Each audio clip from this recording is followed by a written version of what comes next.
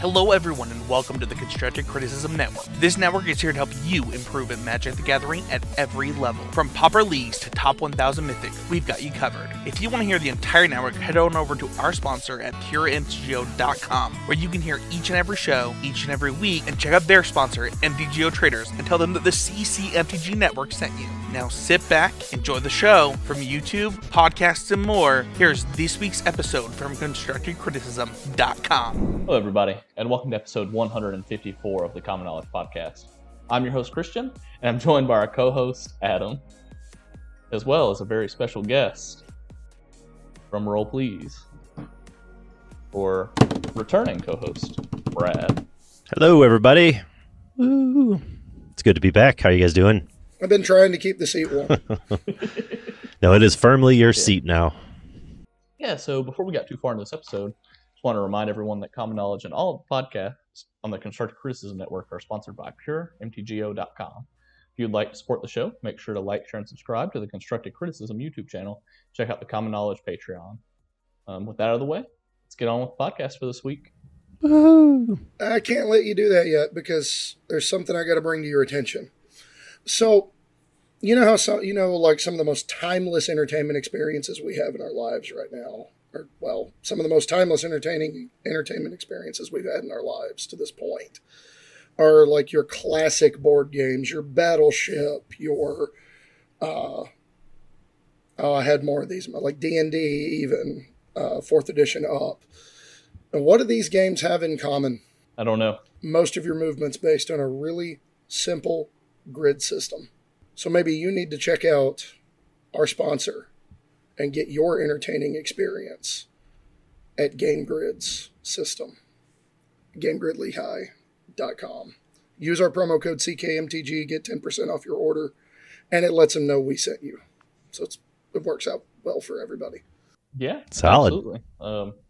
I just placed an order with Game Grid myself for some sweet soon-to-be Pauper staples. Yeah, some 2XM. You got old frames, didn't you? Gotta get the old frames. Don't tell me that, but I might have gotten a second play set of Monastery Swiss beers, not to bury the lead or anything. No. It's so hasty, it just comes up whenever it wants. It just has, yeah. Yep. It's always the first thing. Yep. It always hits first. Right. But before we get into the main topic of the show, which is 2X Masters top 5 list, we should go ahead and get into what decks we've been playing. Brad, do you want to go ahead and lead us off since you're the guest? Yeah, I can surely do that. Not to lie, I guess. I haven't played a whole lot of 60-card Pauper lately. I'm still brewing decks. I've played at the shop a couple times here and there. I had some spell table games with some folks on Twitter, and those were all good. But honestly, my focus has been Pauper Commander for the last few months or so. I've been kind of around the format for like the last, 16 or 18 months, but I've been kind of really honed in on it the last like 4, 5, 6 months. And it's sort of like absorbed my entire soul. It's sort of everything that I've become as far as Magic is concerned. So I've been playing a lot of that. I stream it every Saturday night, brewing a lot of decks, talking to a lot of people, started my own show, my own podcast about it, all that good stuff. So I think it would be 2 whole episodes to talk about just the decks I've been playing and building in that format. So we don't have to get into that. What about you? I know I see you guys posting on Twitter about challenges and leagues and brewing and decks and this and that. What have you guys been playing? I guess I get to go first, huh? So after the message I got the other day, I had to go back and revisit my land grant blue tempo pile and try to work on that. It's still very much a work in progress, but I want to get it to a point where it's a list I feel comfortable sharing with people because I don't want to give them something that's not going to do well. I saw that you were talking to people on Twitter about that. I forget the user, but I don't know. It's always an incredibly cool feeling whenever somebody reaches out on Twitter like, hey, I was listening to your show. Yeah. Tell me about this thing you were talking about. Yeah. I'm really excited about it. Like, what? Right. It's like I had that happen to me. We talked about a long time ago, just like offhandedly, blue-white fairies on the show. And like I was like feeling pretty down about Magic. And then I checked our emails and we had gotten an email for somebody asking about blue-white fairies and whether or not we could do an episode on it. Yeah, I remember that. And so we ended up having to like Like it reinvigorated me to work on blue-white fairies, and then we talked about it on the show. As for this past week, what I've been doing in Pauper, I've been seeing that Mono Blue has had some success in challenges. No offense to you, Adam. I don't know why. I'm always kind of confused when Mono Blue takes down stuff. Like, sure, it's a deck. It's got good cards in it, but maybe it's just like the Mono Blue spirits of Pauper. Like, no one really knows how it works. It just wins, you know? Yeah, well, like, again, like, I've played it enough. Like, I understand the game plan. I understand, like, why it could do well. Sure. What's surprising to me is I saw the exact same list, the exact same pilot, do well in 2 challenges in a row. Yep. Top 8 both challenges. And so that was kind of like, I wonder what it is about this specific deck list and how this person was playing it, right? They took down the last challenge, right? Success. Yeah, they did. You mean to tell me Magic's about being consistently good at something instead of just getting really lucky once? Surprise, yeah. Weird. What? This is news to me. So I have a local friend that's been getting into Pauper for months now, and we found some time to get together. And they were sort of playing Mono Blue, and I was playing just with the plethora of decks that I had available to me. And every time we would sort of talk about what their approach was. And, you know, we kind of have been doing this really interesting playtesting thing. I think a lot of people do it, where, like, we will pretty much play with open information from, like, turn 3 on. And sometimes at turn 1. Where, like, we'll play with, like, some hidden information, some open information.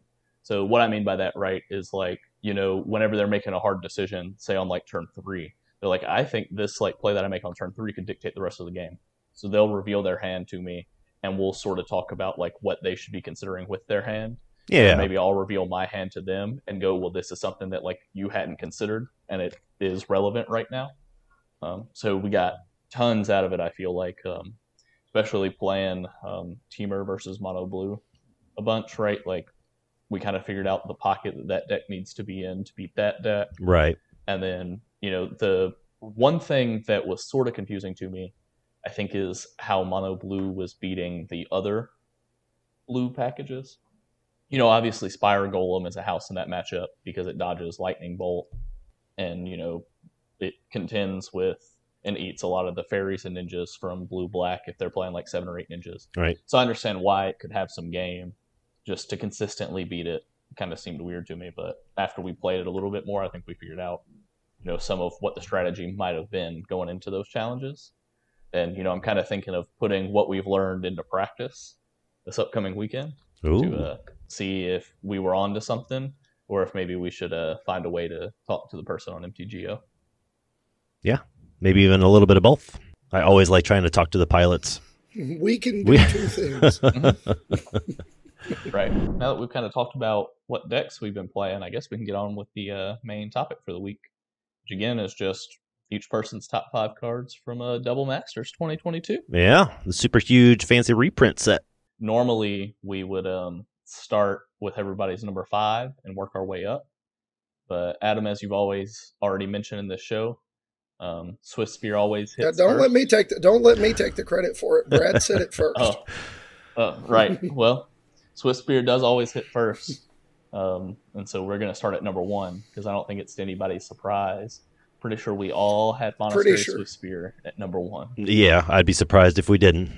Yeah, I'd be disappointed if we didn't. Yeah, just in case you guys don't know what Monastery Swift Spear does, you should feel ashamed if you do. But just in case, it costs 1 red for a human monk with haste and prowess. That's a 1/2. But that sounds weak. It's only a 1/2. See, but what you might not understand in big scary creatures in PDH land is that a 1/2 really is a house once you pair it with some lightning bolts and some chain lightnings. Ooh, even some ponderous or preordained. Some fire blasts. Growths. And, you know, it being a human is not nothing when you consider that Of One Mind is in the format. It's a 1-mana draw 2. Just throwing it out there. A lot of synergies, a lot of stuff going on there. I think it turned Burn into a turn 3 deck. I mean, it doesn't take much now to get 20 plus and damage Burn by has turn been 3. Showing up in some challenges anyway. Yep. Right. Yeah. So, you know, there's kind of been some discussion on a few different Discords that I'm in, as well as on Twitter, of what deck Swiss Spear is really going to push to the next level. Mhm. I know a lot of people are saying, like, is it Blitz? Maybe even like a blue-red Delver sort of deal. Right. I think that could be true. But I think ultimately the deck that's just going to get the big push is Mono Red Burn. Yeah, Like, hands down. Yeah. I think Boros, Yeah, like- Boros Burn, Rakdos Burn, those sort of things will do well. They'll get a little bit of a pump, but yeah, Burn hands down is definitely the benefactor of this Like- downshift.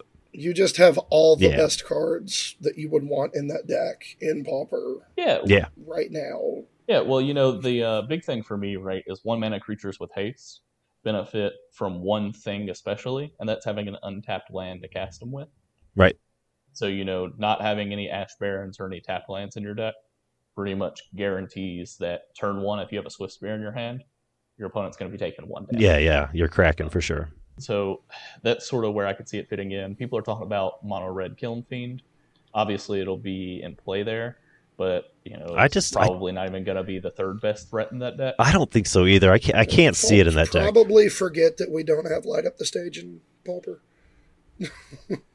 I feel like they forget that Right. sometimes. Reckless Impulse is fine, but like it's not Light Up the Stage. It's a whole extra mana. We don't need Right, to go down that exactly. road if we don't have to. I don't know. I'm a big fan of Reckless Impulse myself. It's a good card. I do like the card. And I guess we have Experimental Frenzy, which is almost the same thing, right?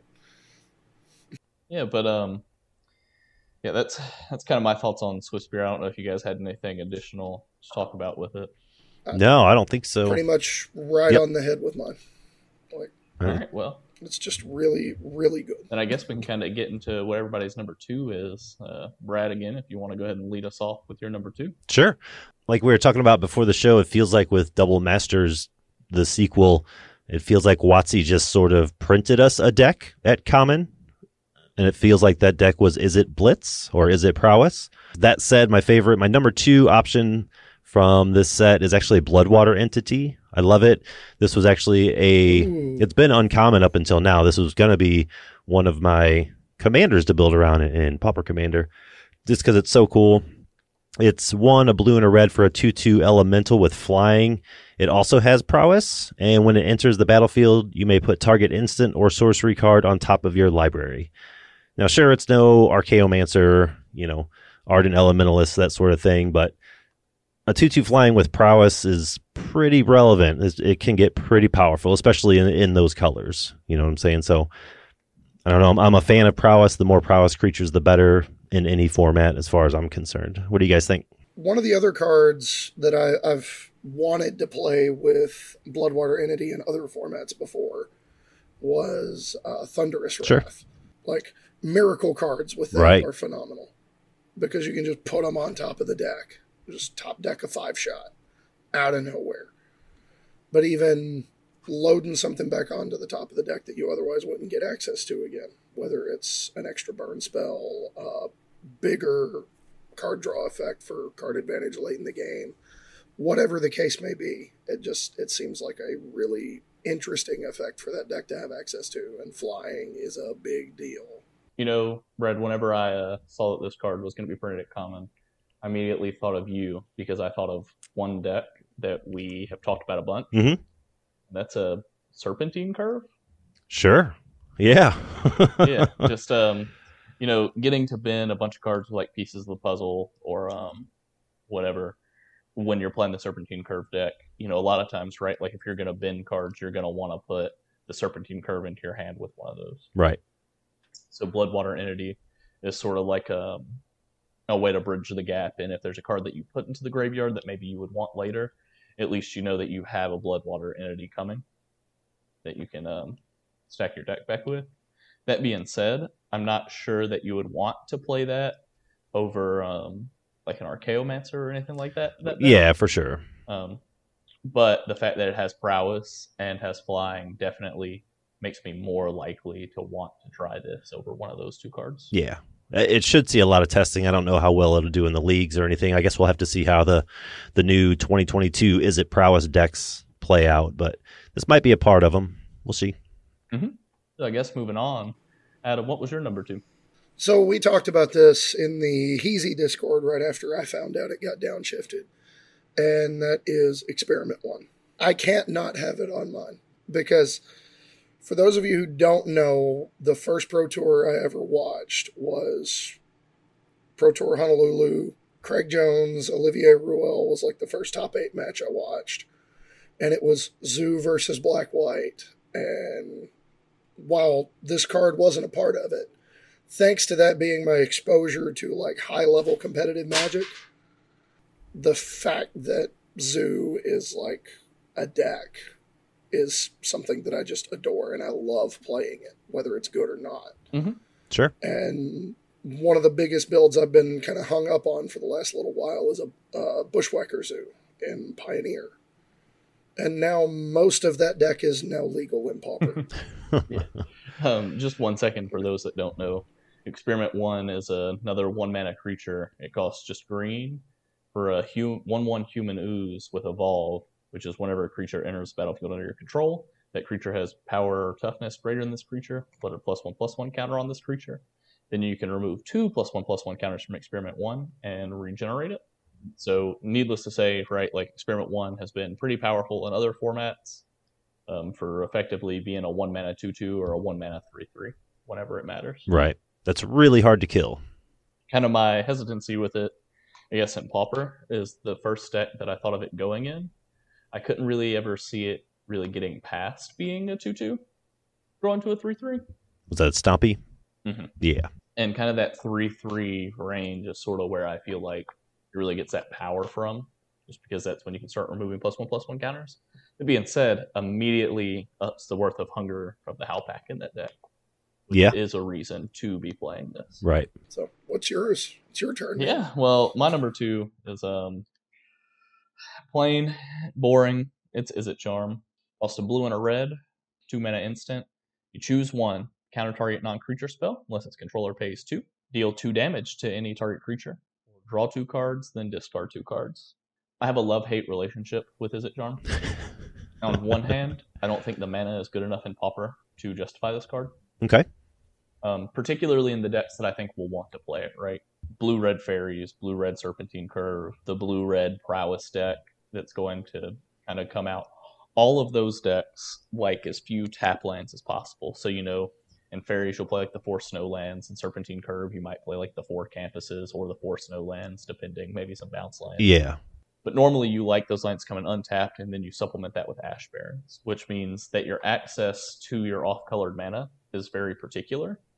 And so I don't know what the likelihood is that those decks are oftentimes going to be holding up a blue and a red at instant speed, particularly those, especially because a lot of times that battles a lot with actual factual counterspell where you want to hold up double blue. That being said, this card's obviously very modal, very powerful. Those decks normally have those 5 to 8 flex spots where you could play a ham sandwich and the deck would still be good. Right. That's where this will see play, I think. Exactly.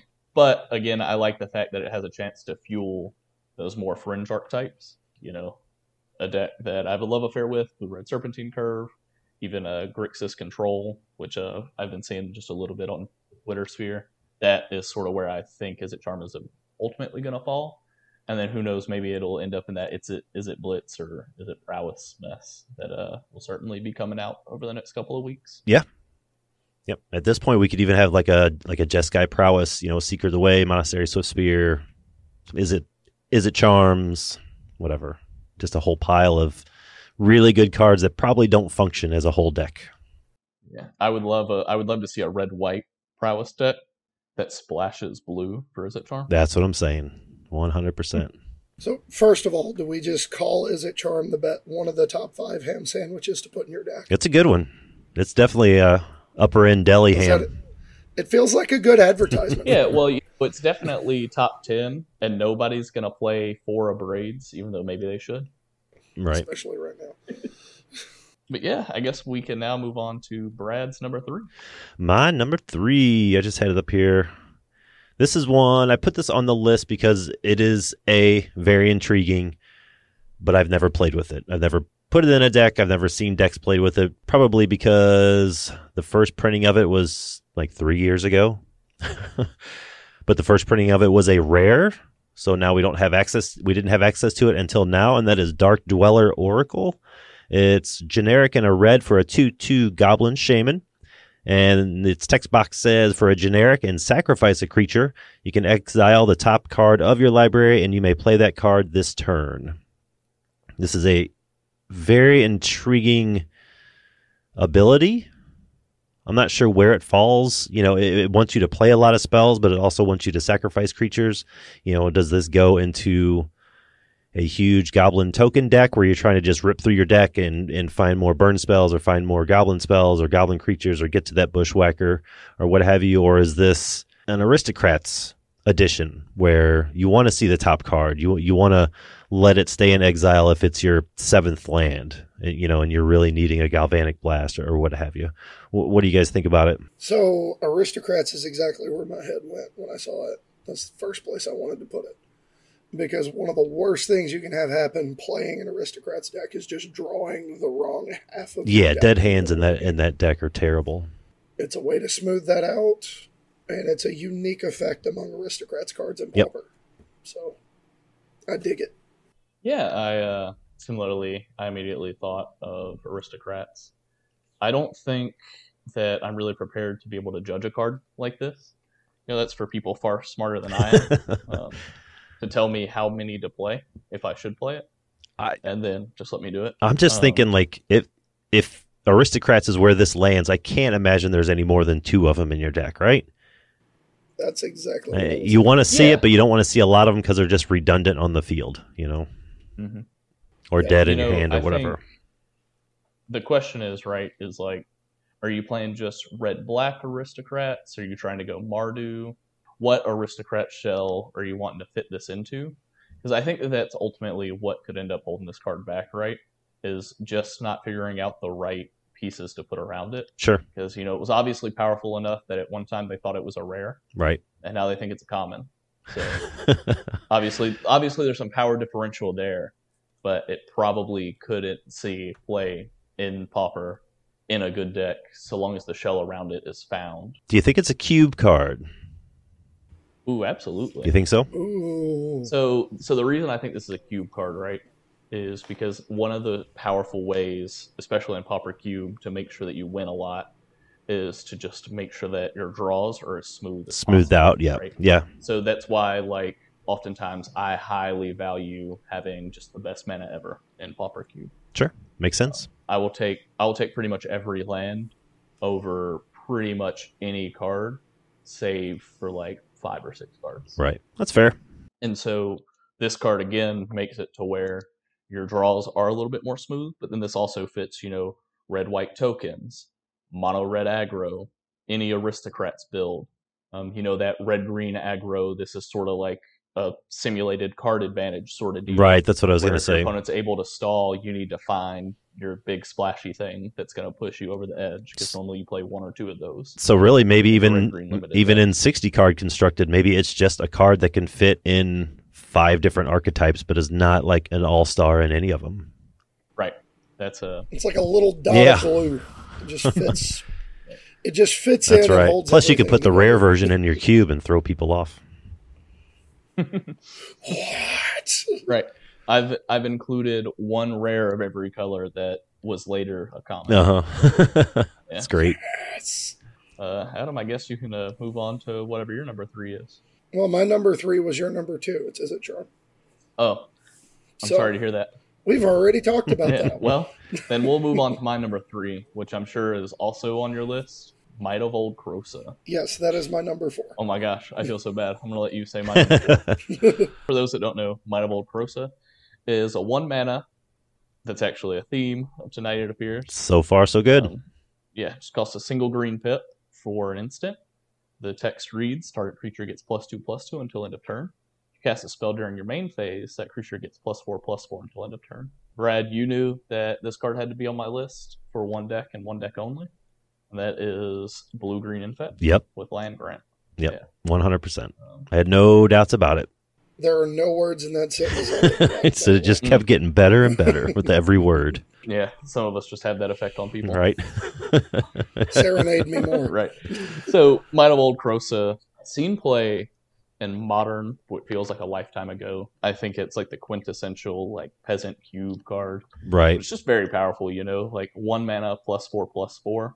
Exceptionally strong. You know, there's a reason that Groundswell sees play. Mm-hmm. But also having the flexibility of casting at instant speed as a trick just kind of pushes it over the edge as far as its strength and those sorts of decks. Yeah, it's like a modal giant growth. Yeah, I expect this to immediately slot in to, you know, Infect of all varieties, whether that's green-black, blue-green, mono-green. Yep. And I'm hoping that there's some sort of like hyper aggro mono-green deck that this also slots into. It's maybe a little bit more playable, right? But it couldn't look like Stompy does now because Stompy sort of already plays too many pump spells. Yeah, I don't think it has much of a home in Stompy, honestly. Fortunately not. Yep. Yeah, that's my story, and I'm sticking to it. There you go. Good story. Seems about right. Well, I guess we can move on to Brad's number 4 then. All right, you know it had to happen, even if it was bad. We got a Downshift in Orzhov, but this one's actually pretty good. We got an Orzhov Downshift from Gatecrash. It is Cartel Aristocrat for an Orzhov, a white and a black. We get a 2/2 human advisor that says, sacrifice another creature. Cartel Aristocrat gains protection from the color of your choice until the end of turn. It's got like a built-in Apostle's Blessing, which is also a great card. This kind of obviously fits into Orzhov Aristocrats. Like you mentioned, Mardu Aristocrats could be a thing now, maybe, possibly. And I like that it's a free sacrifice outlet. It's like the Wild Mongrel situation. Like you can just sacrifice however many creatures you want to this and give it protection from 5 colors a turn if you wanted to, as long as you're getting benefit out of whatever you sacrificed. You know, you don't have to have a target. You know, you don't have to be targeted with something, or that creature doesn't have to be targeted with something for you to sacrifice, you know, get protection from red or whatever. Sweet art, awesome art, and it's Orzhov, and that's my story. What do you think? I mean, it was one half of the original name it was one half of the reason we call that right. Aristocrats. It's the pedigree. It's just the original. It's the reason. The OG. So why wouldn't we be excited to get to play it in this format? I'm personally pretty excited to see what people come up with. Sort of the same deal, you know, the Aristocrats decks. I'm going to let somebody else break it, and then I'll play it. Yeah, and if you can figure out a way to build it, this might slot into like white-black Pestilence, because theoretically you could give it protection from black every turn. Look at that. I was also wondering, you know. I just got there. We saw that, right, we saw a long time ago those, like, I guess you would call it like Mardu Monarch sort of decks, where, you know, they were still playing like Battle Screech and Core Skyfisher and Squadron Hawk. Right. But also playing Reaping the Graves, Mm-hmm. Okibo Grave Shinobi, and Thorn of the Black Rose. I might have said that twice. So maybe this kind of fits into a deck like that can put tons of bodies, and a lot of times just needs a way to get itself across the finish line. Yeah. I don't see why not. Being able to effectively make yourself unblockable and unremovable and just keep going. You know, that also works really well with, you know, maybe you up the number of Okiba Grave Shinobis, because a lot of times Okiba Gang Shinobis, yeah. That's exactly what it's called. Yeah. You know, because I know a lot of times they'd put like one in the main, one in the sideboard. It's kind of weird. It was like, why aren't you playing Boros? Well, maybe this is sort of the reason, right? Yeah. Is, you know, you have a way to pretty much always guarantee that that's online, even if you're playing against fairies, for example, which is going to have flying blockers. Right. Now it doesn't matter. Well said. Adam, I was going to say we can move on to your number 4, but that was Might of Old Crosa, so you do want to steal my number 4? No, I just gave you a +4/+4. Let's go. Right. I'll go ahead and let people know then. My number 4 was a card that I don't think I've ever cast, but I've had it cast against me a lot, and that's Militia Bugler. So it's 2 generic and a white, 3 total mana for a human soldier with vigilance. It's a 2/3. But the big sort of deal with it is whenever it ETBs, look at the top 4 cards of your library. You may reveal a creature card with power 2 or less from among them and put it into your hand. Put the rest on the bottom of your library in a random order. I struggle with this card. It's my number 5. It's good. Yes. It lets you dig. You know, white doesn't typically dig in most formats, let alone Pauper. But I feel like, I mean, yeah, sure, 4 is a lot of cards to dig down, but I feel like if you're going to reliably hit a creature that meets these requirements, you're going to have a lot of creatures in your deck. Yeah, right. So obviously a where lot of this card's been weenies cast specifically. Like this doesn't find Skyfisher, it doesn't, all that kind of stuff. So Yeah, so where I was sort of feeling, I was actually thinking two or three different ideas with this card, right? Okay. Is one, obviously, where it's been cast against me a lot is in Modern. It's sort of a human staple. sure. Very efficient card there. So sort of my thoughts here, right, where this fits into, again, like you mentioned, a mono white weenies deck, right? Where you're going to play this, you're going to reveal either, a Soul Sister, or even, something like revealing a Squadron Hawk off of this, playing your Squadron Hawk, going getting 3 more out of your deck, insanely good value. Playing this in any core Skyfisher deck, where you can play this, reveal core Skyfisher, buy it back with Skyfisher, play it again the next turn, do it all over again. Skyfisher has power 3, unfortunately. Oh, does it? Yeah. Or is it I thought it was a power 2. It's a 2/3. Right? It's a 2/3. Mm-hmm. I thought it was a 3/2 for some reason. Yes. I was all mixed up. It's so good, and it's so good with Skyfisher. Yeah, and then, another thing is one of the things that I always felt like there's another deck that we all love that has one particular problem. That's a Heroic, has a problem with running out of creatures a lot. Yes, it does. So having a creature that finds you your creatures that you actually care about, something I'm interested in with that deck. Sure. But yeah, outside of that, right, like Militia Bugler could spot into red-white, because, again, it gets the 2 mana card with prowess. Brad, I know that you know what it's called. Seeker of the Way. Secret of the Way. Yeah, get your core Skyfisher, get your Squadron Hawk, get you pretty much any other card you would want to play in that deck. Yeah. Yeah, it is better than I Also, finally gives you. It's an definitely incentive to better play than I with creatures made in it the out red to white be. decks. I think I just couldn't find mentally I couldn't find a home for it right away. Mm-hmm. Like a lot of the white decks I play, sure I play Boros or whatever, but like Heroic and the white weenie decks and stuff, they really can struggle to hit 3 mana reliably. Mm-hmm. So, but if you can, this is a nice way to refill your hand a little bit, at least get something to cast on that turn to double spell or next turn or what have you. But, ultimately what I'm really hoping is that there's like a white-black sort of like a do-everything deck. This finds Cartel Aristocrat. Just saying. I was about to say that. The deck brews It's itself. just I telling was you, they about printed to us say decks that. in this set. That's all they did. Yeah. They totally As did. soon as he gets out, we just pull him right back in. Uh-huh. Yeah. Every damn time. Adam, because I'm fearful of one of us taking what your number 5 is, do you want to lead with your number 5 this time around? You just did. My number 5 was Militia Bugler. So, I think I remember you saying that now. Now I feel bad. It's like I was teasing you. He can have my number 5. it's okay. Great minds think There you go. I actually think we have the same number 5, so I'll just let you end us on a high note by telling us what it is. Yeah, there you go. Have at it, buddy. Both of our number 5s is a card called 10th District Legionnaire. It costs a red and a white, so 2 mana for a human soldier with haste. Whenever you cast a spell that targets 10th District Legionnaire, put a +1/+1 counter on it, then scry 1. Militia Bugler finds this too. Yes, it does. Yeah. Ooh, doggy. Honestly, like a 10th District Legionnaire deck with a Monastery Swiss Spear and everything else that has Heroic. I don't know. Maybe that's a thing. I firmly believe that Boros prowess / heroic can be a strong like mid-range deck. Mm-hmm.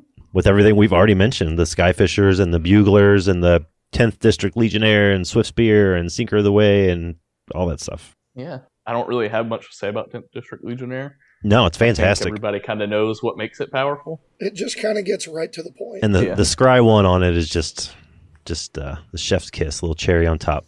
Especially in those colors. Yep. And not for nothing, but we've got cards like Ancestral Anger in the format now too. Yeah.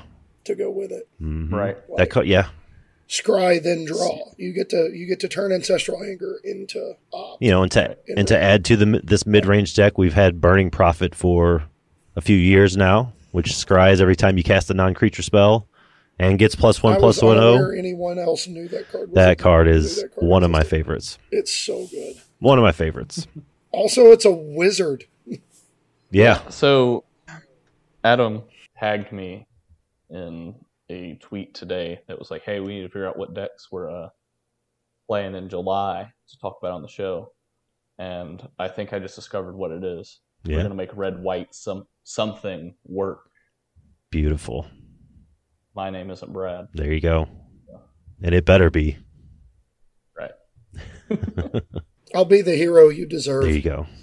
There you go. I guess that's going to end up doing it for this episode of Common Knowledge. If you want to get in touch with us, you can find me on Twitter at JustGuyDad. Adam, where can they find you? On Twitter, I'm at HomewardPathMTG. And if you want to get to know the guy behind the mic a little bit better, on TikTok, I'm Homeward Path Gaming. Brad, where can they find you? On Twitter at Popper_B. You can find me right there. I'm pretty much on Twitter anytime I'm awake. Right. You can find Adam and I both either in the comments down below or at commonknowledgemtg@gmail.com. Again, feel free to reach out if you have questions on the Popper format, MTGO, or anything else. Brad, if they have any questions on PDH in particular, where can they direct their attention? Also to my Twitter, but there's a Gmail. We have thepdhpod@gmail.com and a brand new podcast of the same name, The PDH Pod. Check it out. Yeah, absolutely. You should totally check it out. I've listened to the first episode. Mm-hmm. I had a lot of fun with it. And I know it's only going to continue to get better. Yep. So far, they've been marathons. I think the first episode was 2 hours or hour and a half. The second episode was like 2.5 hours. Like, woo. Yeah, so the week it came out, I was actually driving from my house to Alabama and then back to my house all on the same day. So, Perfect. yeah, so it was perfect Nice. for me to get to hear one of my good friends and some of the other acquaintances or friends that I've made from the Pauper community talk about Pauper. Yeah, absolutely. I'm always talking Pauper. Right. Want to give a quick thanks to our sponsors, Game Grid and PureMTGO.com, as well as the Constructive Criticism Network for letting us be a part of it. And last, but certainly not least, take very good care of each other and never stop brewing. And never stop doing it.